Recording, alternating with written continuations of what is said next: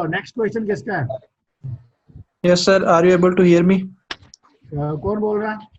I can't see you. Yogender. Yogendra, just let me see where are you. एक minute.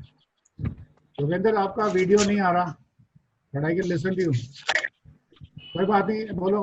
आपने हाँ बोलो, mute मत करो अपना video.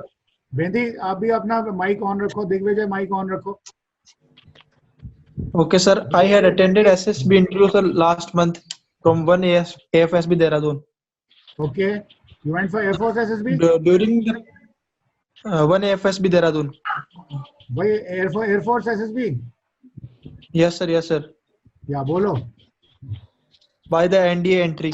Sir, during my PPT, I wrote a little bit long story, so I was able to complete only 70% during my narration. And the assessor said next. Sir, was this the reason that I was not able to get recommended? Okay, now let me tell you what exactly is the sort of process over there. ये आपको लगता है कि मेरा paper छूट गया या मेरे से नहीं हुआ, that is why I am rejected. It is not that. अगर आपने उसमें एक्स्ट्रा लिख दिया और उसकी वजह से टाइम कम पड़ गया, तो वो देखेगा कि आपने किस पिक्चर पे आपने एक्स्ट्रा लिखा या किस पिक्चर के वजह टाइम कम लगा. उसमें क्या होगा, वो चेक करेगा कि आपकी जो पिक्चर थी, स्टोरी थी, वो लंबी क्यों हुई या आपका टाइम क्यों कम पड़ गया. इसका क्या मतलब है? प्लानिंग वाली क्वालिटी कौन सी थी, फैक्टर कौन सा था?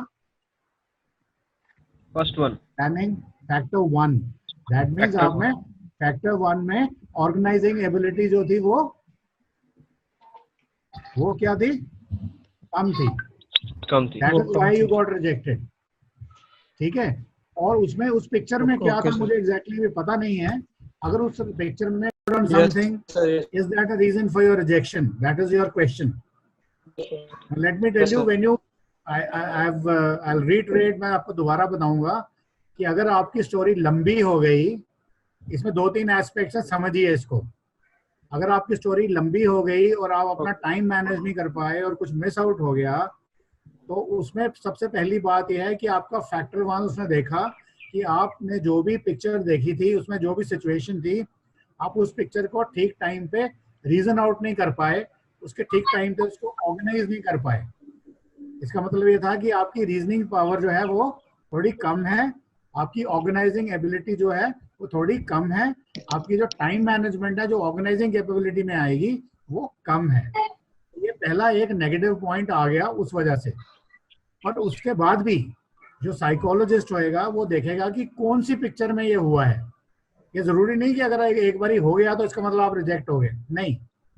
अगर उस पिक्चर में कोई हर पिक्चर का जो आपको दिखाई जाती है, चाहे वो टीएटी में दिखाई है या पीपीटीटी में दिखाई है, उस पिक्चर के पीछे कोई एम है. वो साइकोलॉजिस्ट उस एम को, उस क्वालिटी को ढूंढ रहा है.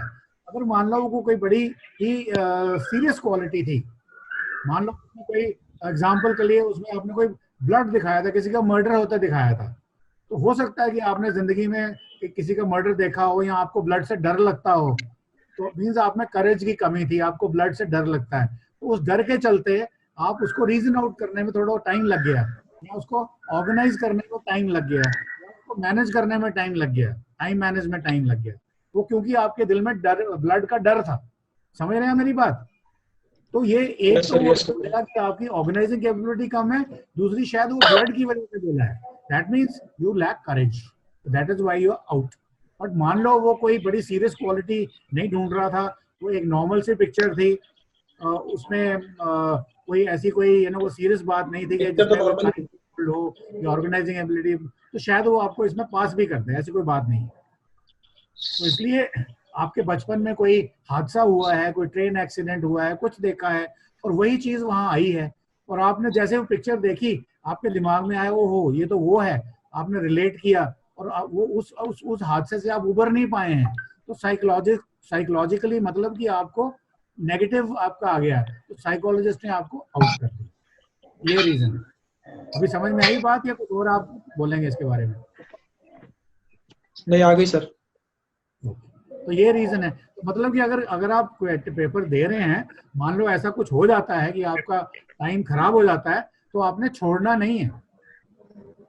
अभी जो पूरा इंटरव्यू है वो खत्म नहीं हुआ है, अभी जो टाइम है वो खत्म नहीं हुआ है। ये नहीं सोचना कि मैं फिनिश हो गया हूँ अभी। हो सकता है वो अगर उसमें अगर कुछ गड़बड़ हो भी गई है तो कहीं और अपने आप ही कवर हो जाए, या उस पिक्चर में ऐसी कोई खास सीरियस क्वालिटी थी नहीं जो साइकोलॉजिस्ट चेक कर रहा था जो आपसे गड़बड़ हो गई।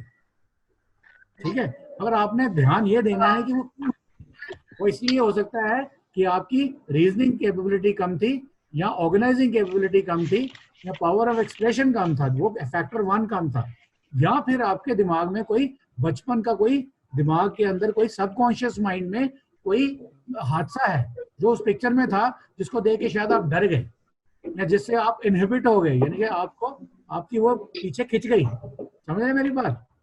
उस वजह से आप हो सकते हो reject. Please like and subscribe.